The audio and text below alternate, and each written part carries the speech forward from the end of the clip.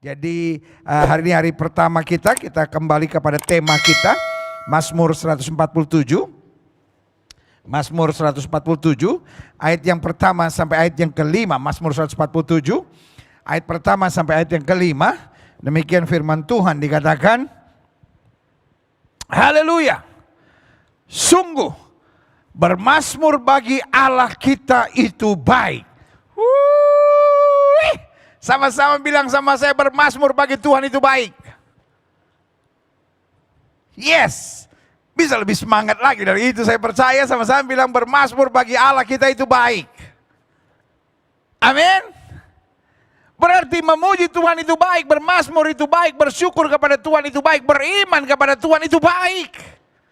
Kalau kita tahu itu baik, kenapa kita mengeluh? Kalau kita tahu itu baik, kenapa kita bersungut? Kalau kita tahu itu baik, kenapa kita hidup tertekan dalam hidup kita? Kenapa kita tidak bermazmur memuji Tuhan, bersyukur kepadanya? Sebab Dia Tuhan yang baik. Karena Alkitab berkata bermazmur bagi Tuhan sebab itu baik. Bermazmur bagi Allah kita itu baik. Bahkan indah. Bukan cuma sekedar baik, tetapi ayat ini bilang beautiful, wonderful, bahkan indah dan layak memuji-muji Tuhan. Kenapa kita layak memuji-muji Tuhan? Karena Tuhan tidak pernah salah. Kenapa kita layak memuji-muji Tuhan? Karena Tuhan tidak pernah mengecewakan kita. Kenapa layak memuji-muji Tuhan? Karena Tuhan selalu sediakan yang terbaik buat kita. Kenapa layak memuji-muji Tuhan? Karena yang Tuhan kerjakan buat kita, tidak ada satupun dapat kerjakan buat kita. Amin. Jadi yang pertama Alkitab bilang baik. Yang kedua Alkitab bilang indah, beautiful, wonderful. Dan yang ketiga Alkitab bilang is worth it, layak untuk kita memuji-muji Tuhan. Artinya sudah sepantasnya. Kita yang sudah menerima yang baik dari Tuhan, kita yang sudah menerima anugerah dari Tuhan, kita yang sudah menerima kedahsyatan dan keajaiban Tuhan dalam hidup kita, kita harus memuji-muji Tuhan. Selanjutnya dikatakan apa? Tuhan membangun Yerusalem. Apa maknanya? Yerusalem yang tadi jadi tawan, Yerusalem yang tadi jadi kacau balaukan, Yerusalem dibangun kembali. Artinya yang sudah rusak sekalipun, kalau kita datang pada Tuhan, Tuhan selalu punya cara untuk membereskannya. Yang setuju katakan amin. Mungkin saudara menatap saya dan bilang rumah tangga saya sedang kacau. Mungkin saudara sedang bilang ini gara-gara COVID. Ada banyak kekacauan terjadi dalam ekonomi saya, dalam kehidupan saya. Dengan cita-cita saya, dengan harapan-harapan saya. Terlalu banyak yang berubah. Tetapi ayat ini bilang Tuhan membangun Yerusalem. Sesuatu yang sudah jadi reruntuhan dapat dibangun kembali. Sesuatu yang kelihatannya sudah tidak ada harapan. Saudara mungkin menatap saya dan berkata kondisi yang tidak ada harapan. Selama kau punya iman, selama kau punya pengharapan, selama kau masih memuji-muji Tuhan, engkau akan melihat kedahsyatan yang terjadi. Yang setuju katakan amin. Saya bangga dengan tema yang tadi disampaikan oleh Pak Julius. Hambanya yang saya kasih dalam kasih Kristus, Bapak Pendeta Julius Antoni. Tuhan itu besar. Dan saya akan melanjutkan bicara tentang topik yang sama, Tuhan itu besar. Sama-sama bilang sama saya, Tuhan itu besar. Makanya memuji Dia itu baik, layak, indah, beautiful, wonderful. Ayat ini bilang apa selanjutnya?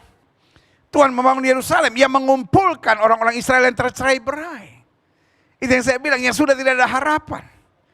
Yang kelihatannya sudah kacau, sudah berantakan. Di tangan Tuhan selalu ada kepastian. Sejauh kita masih punya iman.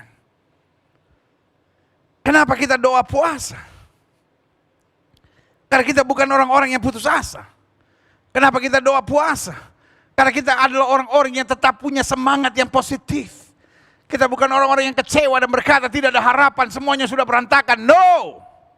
My God is a big, great, wonderful God. Allah saya adalah Allah yang besar, dahsyat dan perkasa. My God is a great, big, wonderful God. He can do things that we can never comprehend. Dia dapat melakukan hal-hal yang kita tidak pernah bisa bayangkan sebelumnya. Kita lihat selanjutnya. Klik. Ia menyembuhkan orang-orang yang patah hati. Kalau luka masih gampang. Tapi kalau patah hati ini serius. Kalau sudah nggak ngerti apa artinya patah hati, tanya sama orang yang pernah ngalamin patah hati. Patah hati nggak bisa disembuhkan. Iya kan, bengek masih ada obatnya. Iya kan, sakit mah masih ada obatnya, jantung masih ada obatnya, COVID aja masih ada obatnya. Patah hati nggak ada obatnya. Tapi Alkitab mau jelaskan yang kelihatannya buat manusia tidak ada obatnya, di hadapan Tuhan ada jalan keluarnya. Makanya ayat ini bilang apa? Ia menyembuhkan orang-orang yang patah hati dan membalut luka-luka mereka. Dikatakan ia menentukan jumlah bintang-bintang dan menyebut nama-nama semuanya. Artinya he is a so creative God. Iya kan? Bayangkan Alkitab berkata dia tahu jumlah bintang. Dan bukan hanya itu, dia tahu nama-namanya. Apatah lagi kita. He knows my name. Amin. Dia tahu nama kita. Dan kalau dia tahu nama kita, dia tahu air mata kita, dia tahu kelakuan kita, dia tahu kelemahan kekurangan kita. Tapi dia juga tahu apa yang dia sediakan buat kita. Yang setuju katakan amin. Iya. Kita lihat selanjutnya. Besarlah Tuhan kita. Sama-sama bilang Tuhan saya besar. Aku punya Tuhan yang besar, yang telah berjanji dan sanggup menggenapi. Imanku bersepakat percaya kuasanya. Ku terima sekarang kemenangan darimu. Amin. Aku punya Tuhan yang besar. Jangan pernah bilang aku punya masalah yang besar, aku punya persoalan yang besar, aku punya tantangan yang besar, aku punya utang yang besar. Aku punya Tuhan yang besar. Saya tidak akan deklarasikan hal-hal negatif dari mulut saya. Karena saya punya Tuhan yang besar. Yang setuju katakan Tuhan saya besar. Besarlah Tuhan kita. Dan berlimpah kekuatan kebijaksanaannya tak terhingga. Oh haleluya. Saudaraku yang kasih dalam Tuhan. Inilah tema doa kita, week of blessing. Ayat yang kelima ini yang berkata apa? Besarlah Tuhan kita. Berlimpah kekuatan kebijaksanaan tak terhingga. Ayat selanjutnya, klik. Aha. Biarlah bergembira dan bersuka cita karena Engkau. Semua orang yang mencari Engkau, biarlah mereka yang mencintai keselamatan daripadamu tetap berkata, Tuhan itu besar. Jadi orang yang mencintai keselamatan dari Tuhan, orang yang menyadari rancangan-rancangan Tuhan yang dahsyat, orang yang menyadari bahwa Tuhan kita tidak pernah salah, orang yang menyadari bahwa Tuhan punya kuasa atas segala-galanya, apapun yang terjadi menimpanya, dia akan berkata, God is awesome. Tuhan itu hebat, Tuhan itu besar. Tuhan itu luar biasa. Yang setuju sama saya katakan Tuhan itu besar.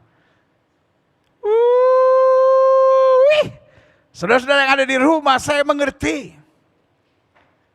Mungkin sudah capek menanti kapan COVID ini berlalu. Bulan depan kita akan merayakan COVID ulang tahun yang kedua. Tapi jangan kita rayakan, saudara. Kalau enggak dia panjang umur lagi repot. Iya kan? Can you imagine?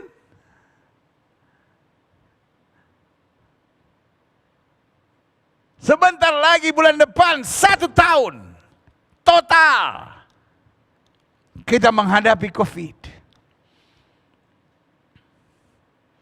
Saya bingung kalau masih ada orang-orang yang tidak mau divaksin, saudara. Mungkin dia rindu sampai 4 tahun, 5 tahun ini persoalan, saudara. Ya kan? Oh iya, tapi darah Yesus cukup, gak usah vaksin. Itu untuk hal yang lain. Iya kan? Terus, saudara gak butuh vitamin C. Terus, saudara gak butuh makan. Darah Yesus cukup. Saya sangat percaya darah Yesus cukup. Tapi saudaraku yang kasih dalam Tuhan, saya tetap makan. Darah Yesus cukup, saya tetap gosok gigi. Darah Yesus cukup, kalau kurang vitamin C, saya minum vitamin C. Iya kan, darah Yesus cukup, tapi kalau saya flu, saya minum obat flu, iya kan, nggak usah aneh-aneh, saudara, iya kan. Karena ini two different things. Saya butuh darah Yesus untuk apa? Untuk mematahkan setan, untuk mematahkan kuasa penyakit, saudara. Tapi saya butuh juga vaksin. dalam kondisi seperti ini. Tetapi saudaraku yang kasih dalam Tuhan, saya tahu bukan vaksin yang menyelesaikan persoalan, karena yang menyelesaikan persoalan adalah tangan Tuhan Yesus yang dahsyat dan luar biasa. Setuju, katakan amin. Tapi kita anak Tuhan, nggak usah menjadi pemberontak. Kita anak Tuhan, nggak usah jadi aneh-aneh, saudara, ya kan? Kita ikuti saja protokol kesehatan yang ada.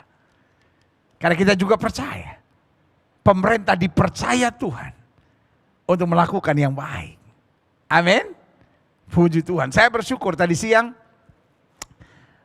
saya sempat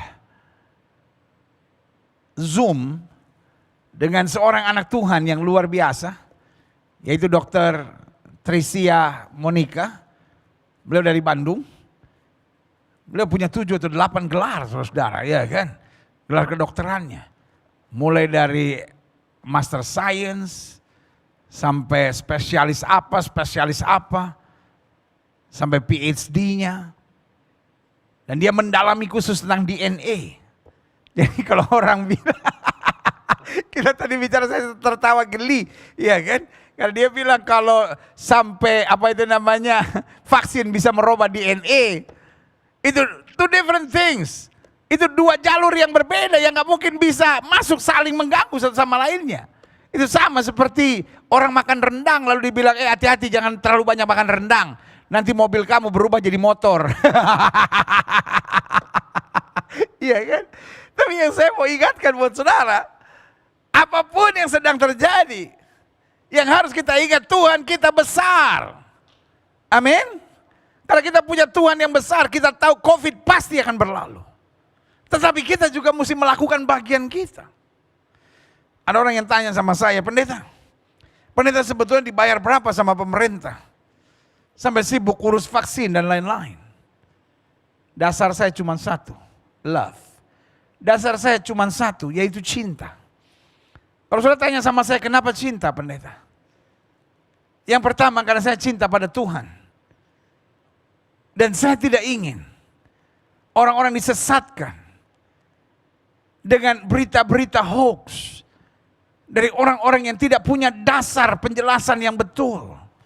Sebagian hanya karena dasarnya penyelidikan berita-berita. Iya kan? Sebagian lagi hanya karena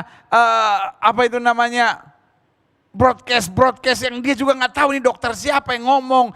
Dia bilangnya dari Hongaria lah, dari inilah. Tapi saudara yang kasih dalam Tuhan secara resmi sudah diakui bahwa vaksinasi nggak ada hubungannya dengan politik. Vaksinasi mutlak adalah urusan medis. Kalau saudara tanya sama saya, pendeta kenapa susah-susah ngomong tentang vaksinasi? I'm a servant of God. Saya hamba Tuhan. Yang pertama saya cinta Tuhan. Yang kedua saya cinta kebenaran. Saya tidak suka kalau kebenaran dirampas, dipermainkan dengan hoax dan akhirnya dipercaya. Dan yang ketiga saya cinta orang. Di depan mata saya melihat bagaimana orang-orang yang saya kenal berjuang setengah mati dengan COVID. Bahkan di depan mata saya melihat orang-orang yang saya kenal tiba-tiba meninggal karena COVID. Lalu saudara mau bilang mereka nggak beriman? Mereka hamba Tuhan. Mereka pelayanan. Saudara mau bilang, oh itu hukuman Tuhan. Enak aja saudara. Karena itu, saya percaya vaksinasi ini juga diizinkan oleh Tuhan terjadi. You mean to tell me ada sesuatu yang bisa terjadi tanpa izin Tuhan? Karena itu, saudara gue yang kasih dalam Tuhan, setiap saudara bebas menentukan mau divaksin atau tidak mau divaksin. Tapi yang penting setiap saudara sudah mendapat berita yang jelas dulu. Karena kita punya Tuhan yang besar. Kita tidak mau tertipu dengan permainan-permainan palsu yang akhirnya mengacaukan. Karena di mana ada Roh Kudus, di situ ada damai sejahtera. Dan di mana kuasa setan bekerja, di situ selalu ada kekacauan. Dari buahnya lah kita dapat melihat. Kita lihat selanjutnya, klik. Aha. Kembali ke ayat tadi. Biarlah bergembira dan bersukacita karena engkau semua orang yang mencari engkau. Biarlah mereka mencintai keselamatan daripadamu, tetap berkata Tuhan itu besar. Lihat ayat 18, perhatikan baik. Aku ini sengsara dan miskin, aku ini terbuang, aku ini gak dipakai orang, gak dipedulikan orang, tetapi Tuhan memperhatikan aku. Engkaulah yang menolong aku dan meluputkan aku, ya Allahku, janganlah berlambat. Artinya, kita yang terbuang sekalipun, kita yang tidak diperhitungkan sekalipun, kita yang lemah sekalipun, tapi kalau kita datang pada Tuhan, kita mendapatkan sesuatu yang dahsyat dan luar biasa. Makanya saya simpulkan begini, klik. Setiap orang beriman harus menyadari bahwa Tuhan itu besar. This is not about religion, but this is about power of God. Ini bukan sekedar agama. Ada banyak orang beragama stres karena dia tidak menyadari Tuhan yang besar. Ada banyak orang beragama lari ke narkoba karena dia tidak menyadari Tuhan yang besar. Ada banyak orang beragama tapi akhirnya bercerai karena dia tidak menyadari bahwa Tuhan itu besar. Ada banyak orang beragama lalu pergi ke dukun, percaya ramal-ramal nasib. Kenapa? Karena dia tidak percaya Tuhan yang besar. Ada banyak orang beragama tapi hidup dalam ketakutan, hidup dalam kekhawatiran, hidup dalam kecemasan, apa-apa panik. Mudah sekali terpancing berita-berita hoax. Kenapa? Karena jiwanya nggak tentram, karena dia tidak menyadari bahwa Tuhan itu besar. Amin. Nah, saya pelajari, klik. Kalau kita bicara bahwa Tuhan itu besar, maka kebesaran Tuhan terbukti melalui beberapa hal sederhana. Yang pertama, pengertiannya atas kekurangan, kelemahan, serta keterbatasan kita. Karena dia Tuhan yang besar. Dia mengerti kekurangan kita, dia mengerti kelemahan kita, dia mengerti keterbatasan kita. Daud sampai berkata, dia ingat bahwa aku ini debu. Kenapa kita tidak perlu takut? Kenapa kita tidak perlu khawatir? Kenapa kita tidak perlu tertekan? Karena dia mengerti kekurangan kita. Dan waktu kita bersandar padanya, kita sungguh-sungguh berharap kepadanya. Dia angkat kita, dia kuatkan kita, dia bela kita, dia sempurnakan kita dengan kemuliaan yang setuju. Katakan amin. Dengar, banyak orang gagal bukan karena kelemahan dan kekurangannya. Banyak orang gagal karena tidak menyadari bahwa di tengah kekurangan, kelemahan, keterbatasannya ada tangan Tuhan yang akan memulihkannya dan menyatakan kemuliaan Tuhan dahsyat dan luar biasa.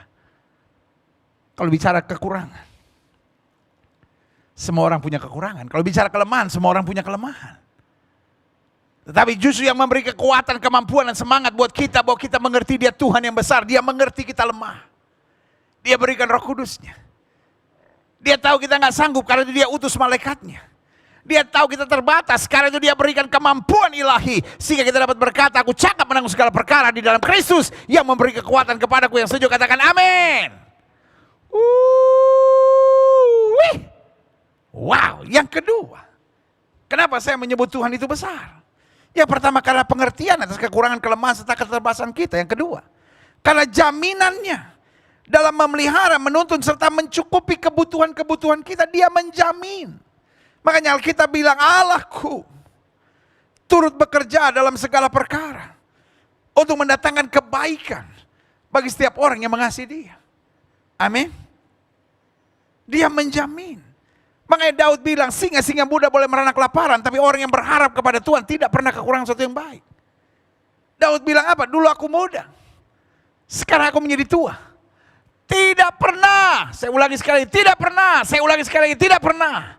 Aku melihat anak cucu orang benar meminta-minta roti, berarti dia punya jaminan. Dan dalam Alkitab dikatakan jaminannya, dia meteraikan dengan Roh Kudusnya. Sehingga Roh Kudus adalah jaminan bagi kita untuk kita menerima seluruhnya yang sudah Tuhan janjikan buat kita. Berarti Tuhan itu besar, bukan hanya sebuah statement, tapi Tuhan itu besar adalah sebuah kepastian keyakinan. Yang pertama bahwa dia Tuhan yang mengerti kita, dan yang kedua dia Tuhan yang telah menjamin kita. Yang ketiga, saya pelajari, kalau saya menyebut Tuhan sebagai Tuhan yang besar, apa buktinya? Terbukti melalui keperkasaannya, dia mengerti saya. Dia menjamin hidup saya. Dia pelihara, dia tuntun, serta dia mencukupi kebutuhan-kebutuhan saya. Makanya Alkitab bilang, Allahku akan mencukupi segala kebutuhan dan keperluanmu di dalam kekayaan kemuliaan. Yang ketiga, dia besar karena apa? Keperkasaannya dalam menyelamatkan kita dari bahaya. serta dari segala musuh yang kita sadari maupun yang tidak kita sadari. Makanya Alkitab bilang, tidak ada kekuatan musuh yang membahayakan kamu.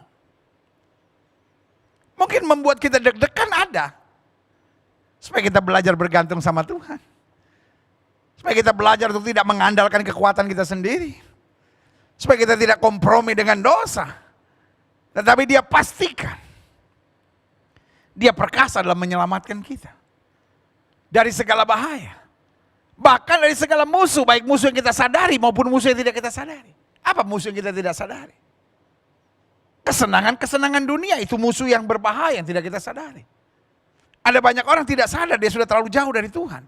Dia pacaran, dia lakukan hubungan seks sebelum nikah.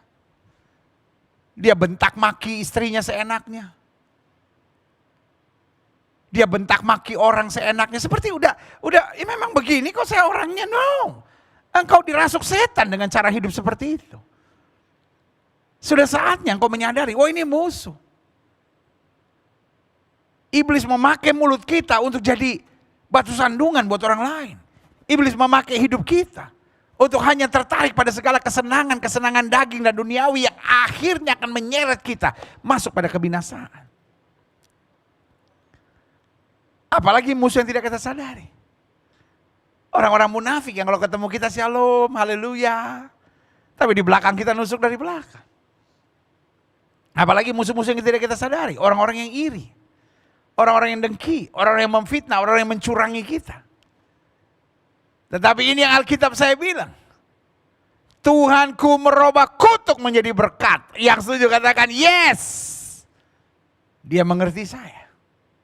Dia menjamin hidup saya. Dia begitu perkasa dalam membela saya. Dan yang keempat.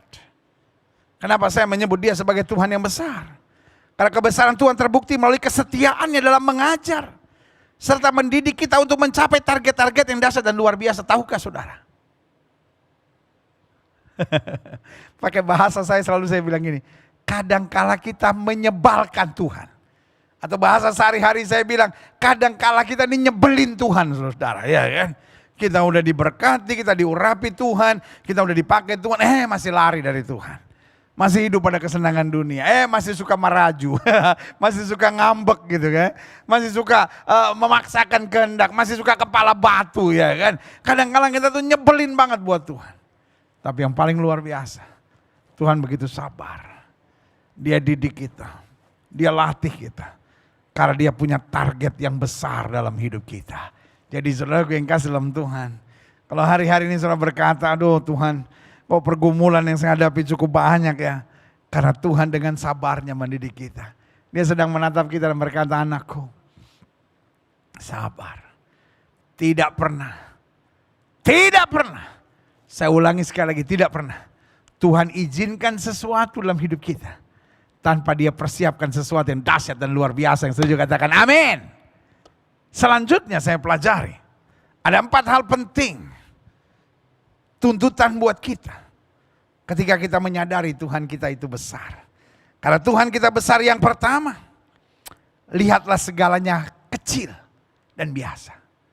Omongan orang yang menyakitkan kecil dan biasa. Karena Tuhan bisa robah kata-kata kutuk itu menjadi berkat. Makanya itu yang Yusuf bilang. Manusia boleh mereka-rekakan yang jahat. Allah mereka-rekakan untuk kebaikan. Kegagalan kecil dan biasa. Setiap orang pasti pernah gagal. Fitnahan orang, caci maki orang, rekayasa orang untuk menjatuhkan kita kecil. Saudara boleh bilang, tapi dia punya pangkat tinggi pendeta.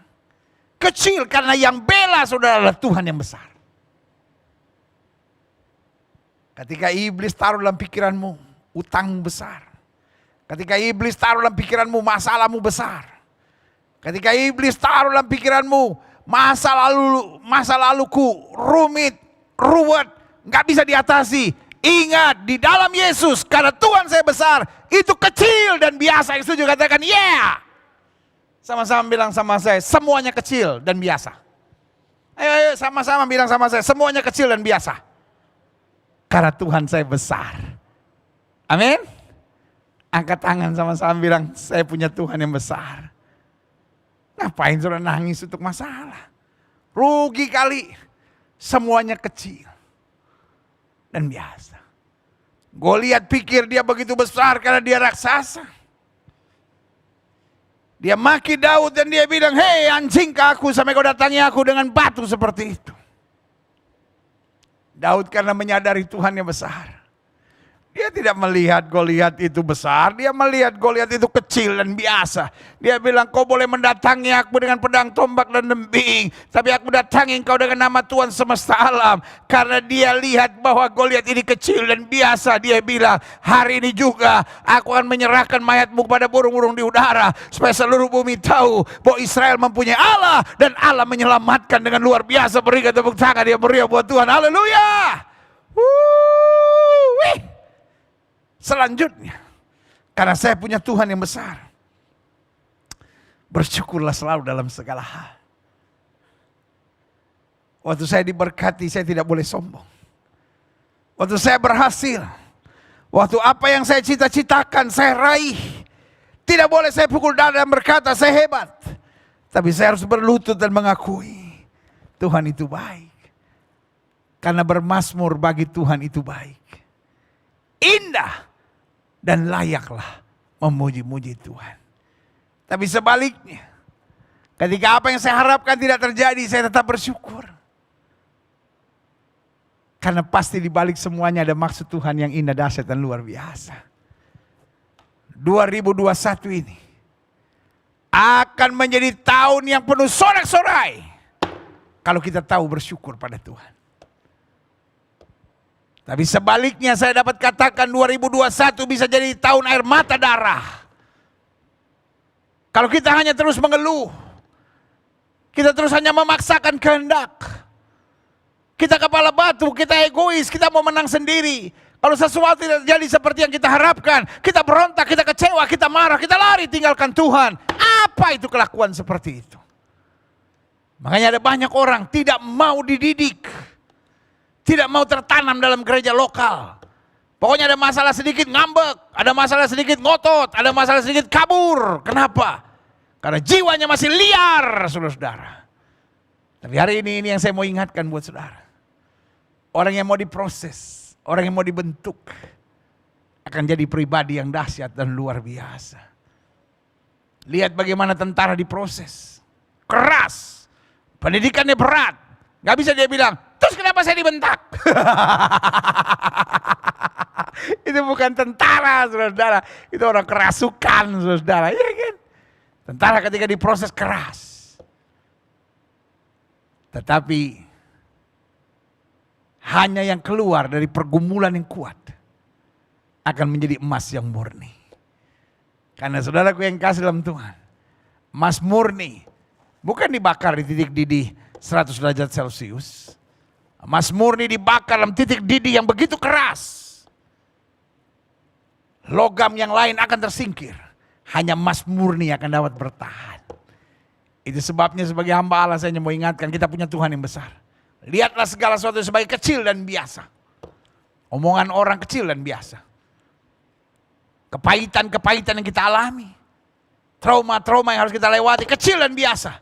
Karena Tuhan saya sanggup merubah ratapan saya menjadi tari-tarian. Haleluya. Yang kedua, karena dia Tuhan yang besar, saya harus bersyukur dalam segala hal.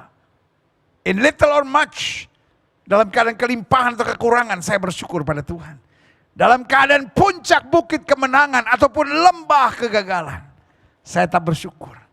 Karena dia Tuhan yang tidak pernah mengecewakan kita dan selalu menyediakan yang terbaik. Yang ketiga, karena Tuhan kita besar, buanglah segala kecemasan dan kekhawatiran kita. Saya mengajak saudara sampai hari Sabtu. Setiap hari doa puasa. Dan setiap malam kita kumpul beribadah bersama. Di channel YouTube ini. GBI Global Fellowship Center. Makanya saya mau saudara like. Saya mau saudara share kepada teman-teman saudara. Saya mau saudara bunyikan lonceng. Saya mau kalau saudara yang belum subscribe, boleh subscribe. Sehingga kita menjadi satu kesatuan tubuh Kristus. Karena sekarang kita mungkin sebagian kita nggak bisa ke gereja on site. Tetapi biarlah kita dibina bersama melalui program-program gereja ini. Setiap minggu kita ada khotbah yang saya percaya akan membangun iman saudara. Dan kita juga ada program-program seperti ini. Kita juga ada program-program kasih dan kepedulian. Hari ini 3 tim sedang bergerak dari program Kamu Hebat. Dari tim PI, dari Gereja Bethel Indonesia di kota-kota. Pertama, beberapa minggu yang lalu, kita mendukung, bekerja sama dengan tim Tagana Raja Wali. Kita mendukung apa yang terjadi bencana alam yang ada di Pulau Bintan dan juga Kepri. Hari ini, tim sedang bekerja keras. Dari mulai kemarin, hari ini, mungkin sampai beberapa hari ke depan. Di Sulawesi Barat, di daerah Mamuju. Tapi karena di daerah Mamujunya sudah banyak bantuan, maka tim akhirnya mengambil tempat di Karampuang, di sebuah pulau yang ada di seberang Mamuju, saudara-saudara. Yang tidak tersentuh bantuan. Dan tim kita ke sana. Tim pertama ada di Mamuju, tim kedua ada di Kalsel. Tapi karena di daerah Martapura juga sudah banyak bantuan, bahkan presiden pergi ke sana, maka tim mengarah ke daerah Kauru Selatan, yang juga nggak banyak diperhatikan orang, saudara. Karena memang tim ini adalah tim yang mau membantu langsung masyarakat. Lalu kemudian ada tim lagi dari Manado. Karena lihat bencana alam yang terjadi di Manado juga kembali berbuat sesuatu mulai dari kemarin, hari ini, dan besok lagi. Dan saudaraku yang kasih dalam Tuhan, semua bisa jadi karena doa saudara, karena kebersamaan kita, karena untuk itulah gereja ada. Gereja bukan harus sibuk saling menyerang satu sama lainnya, mengkritik hamba Tuhan lainnya, lalu mencari-cari kesalahan satu sama lainnya. No, hamba Tuhan harus bergerak, membagikan kasih Kristus, membagikan damai dan mengabarkan Injil dimanapun Tuhan percayakan. Dan saya berdoa supaya kita siap diproses, siap dibentuk Tuhan. Karena ingat, kita punya Tuhan yang besar. Karena kita punya Tuhan yang besar, maka yang pertama, pastikan kita lihat segalanya kecil dan biasa. Yang kedua, bersyukur selalu dalam segala hal. Yang ketiga, buang segala kecemasan dan kekhawatiran kita supaya kita diproses Tuhan. Sampai kita menjadi orang-orang yang punya iman. Yang bukan selalu nantiasa berkata, aduh jangan-jangan, tapi bagaimana kalau begini pendeta, tapi bagaimana, no, tapi ada orang-orang yang selalu berkata, aku percaya. Amin. Ayo semua sama-sama bilang sama saya, aku percaya. Alkitab bilang apa? Jangan beri kesempatan kepada iblis. Iblis mau kita berpikir, jangan-jangan nanti gini, jangan-jangan nanti gini. Bagaimana kalau begini? Ya kan selalu yang kita pikirkan negatif. Padahal Alkitab bilang apa yang kau takutkan itu yang menimpa kau. Tapi pada saat yang bersamaan Alkitab bilang, sesuai dengan imanmu jadi padamu. Hari-hari ini, betul, kelihatannya kita selalu punya alasan untuk cemas. Betul, kelihatannya kita punya alasan untuk khawatir. Kita punya alasan untuk stres. Kita punya alasan untuk tertekan, tapi itu tergantung kita. Kita juga punya alasan untuk tetap beriman, tetap percaya, tetap semangat, tetap mengharapkan perkara-perkara dahsyat. Karena Tuhan kita besar, yang setuju katakan amin. Yang keempat, yang terakhir, saya undang pemain musik maju ke depan. Karena Tuhan kita besar, lihatlah segalanya kecil dan biasa. Karena Tuhan kita besar, bersyukurlah selalu dalam segala hal. Yang ketiga, karena Tuhan kita besar, buanglah segala kecemasan dan kekhawatiran kita. Orang benar akan hidup oleh iman. Dan yang keempat, karena Tuhan kita besar. Ini yang saya suka. Makanya pemazmur bilang begini, kecaplah dan lihatlah betapa baiknya Tuhan. Dan saya pakai bahasa saya, karena Tuhan kita besar. Nikmatilah kehidupan dalam iman dan pengharapan. Dalam janji-janji yang luar biasa. Sama-sama bilang sama saya, hidup dalam Kristus itu nikmat. Saya gak bilang hidup dalam Kristus gak ada masalah. Mungkin itu lebih tepat dikatakan enak. Tapi buat saya, hidup dalam Kristus itu nikmat. Enak itu, orang makan permen dan coklat, itu enak. Tapi nikmat itu, nasi panas pakai sambal. Itu nikmat. Sampai gini.